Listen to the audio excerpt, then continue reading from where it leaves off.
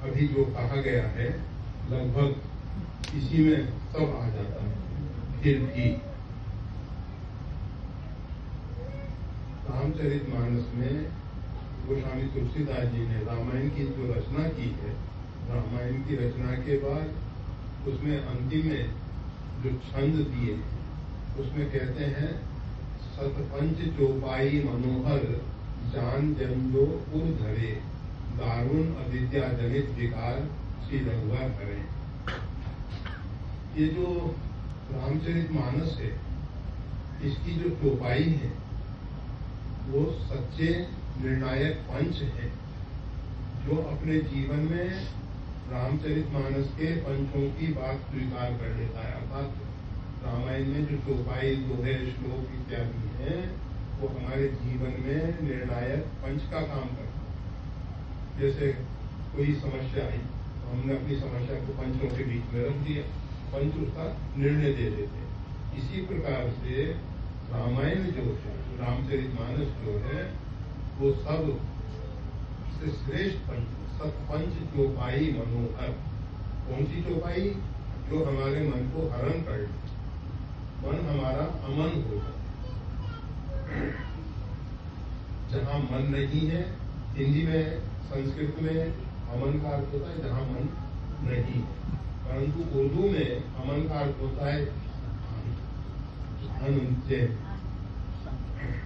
अमन चैन से रहना। तो कहने का मतलब ये है जब चौपाइयों के माध्यम से हमारा मन परमात्मा के चरणों में होता है तो वो रामायण की चौपाइयाँ जो हैं सच्चे पंच बन जाती हैं, सत्पंच हो जाती हैं और उनकी कृपा से जो भी दारुण अविद्या है उससे मुक्ति मिलती है। तो हमको दो काम करने हैं, एक तो भगवान का नाम उसका अवलंबन लेना है, दूसरा भगवान के चरित्र और वो भी श्रीमद् गोस्वामी तुलसीदास जी द्वारा रचित जो रामचरितमानस रामायण है उसके ऊपर भगवान शंकर ने सत्यम शिवम सुंदरम ये लिख के उस ग्रंथ को प्रमाणित किया। रामचरितमानस अपने आप में सत्य है, कल्याणकारी है और जीवन में जो भी सौंदर्य है तो रामचरितमानस के द्वारा प्राप्त किया जा सकता है। तो इसलिए रामचरितमानस का सहारा लें और जैसे आज थोड़ी देर में सुंदरकांड का आप सब पाठ करोगे, जीवन में सुंदरकांड जरूर चाहिए, और कोई कांड हो या न हो। लंका कांड तो नहीं हो तो भी चलेगा, युद्ध कांड नहीं चाहिए ना, कांड नहीं चाहिए, परंतु सुंदरकांड चाहिए। सुंदरकांड क्यों चाहिए? क्योंकि उसमें कुछ महत्वपूर्ण सूत्र हमको मिलते हैं। हनुमान जी महाराज लंका की ओर जा रहे हैं, जिमि अमोघ रघुपति करवाना एही भांति चले हनुमान। हनुमान जी कैसे जा रहे हैं? जैसे रघुनाथ जी का बाण जा, बाण में अपनी शक्ति सामर्थ्य नहीं है, बाण को धनुर्धर ने धनुष पे जितनी प्रतिज्ञा को खींच के छोड़ा है उतनी गति से बाण जाता है। और रघुनाथ जी का बाण कैसा है? जब सुग्रीव ने 7 ताल के वृक्ष दिखाए और वो ताल के वृक्ष एक वर्तुल में थे, भगवान से कहा कि एक बाण से आप, मतलब साधारण रूप में बाण क्या होता है, सीधा जाता है और ऐसे घूम फिर के नहीं जाता, परंतु राम जी का जो बाण है वो विशेष चिन्मय है, चेतन्य बाण है, जड़ नहीं है वो, उसमें घूमते हुए प्रहार करने की शक्ति सामर्थ्य। हनुमान जी महाराज के रास्ते में मार्ग में अनेक विघ्न आते हैं, सिंहिका आती है, एक सिंधु में रही, आकाश में जो जीव जंतु होते थे उनकी परछाई को पकड़ लेती थी, तो हनुमान जी की गति रुक जाती है। अगर कोई व्यक्ति छलांग लगाए और उसकी गति रुक जाए तो फिर आगे बढ़ना कठिन हो जाएगा, परंतु हनुमान जी महाराज रुकते नहीं। क्यों नहीं रुकते हैं? जीवी अमोघ रघुपति कर बाना, वो भगवान की बाण की तरह जा रहे हैं और बाण में अपना अहंकार नहीं। तो रामचरितमानस के जो भाई है वो हमारे जीवन में सत्पंच हैं, सच्चे पंच हैं, हमको बता देते हैं कि देखो जीवन में अहंकार नहीं होना चाहिए। और अहंकार को लेके अगर तुम भगवती सीता का दर्शन करना चाहोगे तो नहीं हो सकता।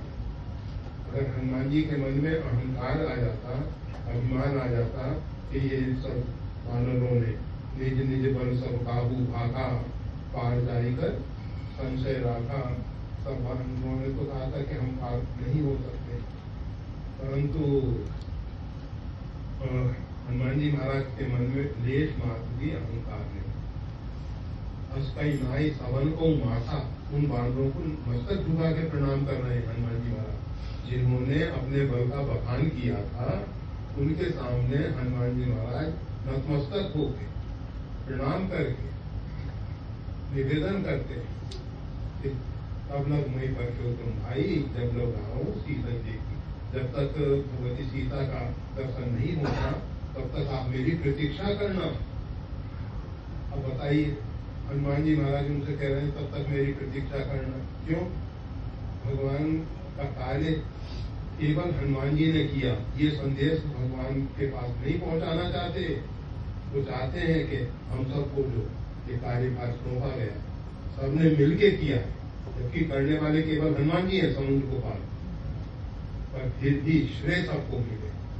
जिसके मन में अहंकार नहीं, जो श्रेय सबको देना चाहता है कि भाई आप सबके सहायता से कार्य हुआ है, तो ऐसा व्यक्ति भगवती सीता जी तक पहुंच पाता है। हर एक व्यक्ति आदिशक्ति जगदम्बा के साक्षात्कार नहीं कर पाता। और आपको मालूम है भगवती सीता जी जब कृपा करती है, लोकप होई बिड़ो कहीं तोरे। जिसके ऊपर भगवती सीता जी की कृपा दृष्टि पड़ती है वो लोकपाल के सदृश हो जाता है।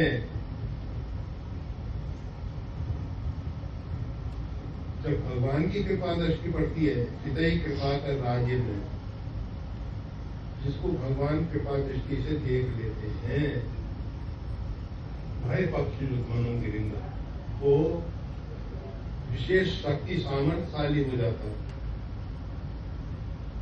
भगवान मस्कई करही बिरंची अजब, मच्छर जैसे कुछ जीव को ब्रह्मा के सदृश कुछ पद पे पहुंचा सकते हैं।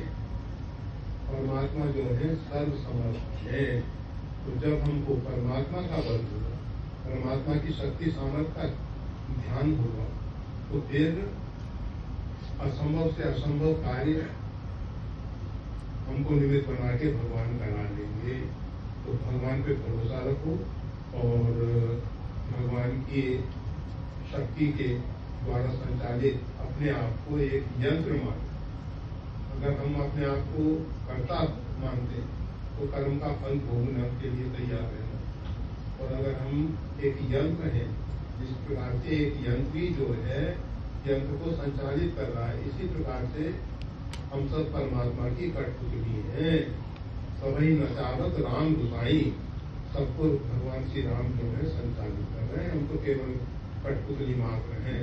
इस प्रकार के भाव से रहेंगे तो ये जो अविद्या जनित माया है इसके विकार दूर हो जाएंगे और भगवान की कृपा का प्रसाद मिलेगा।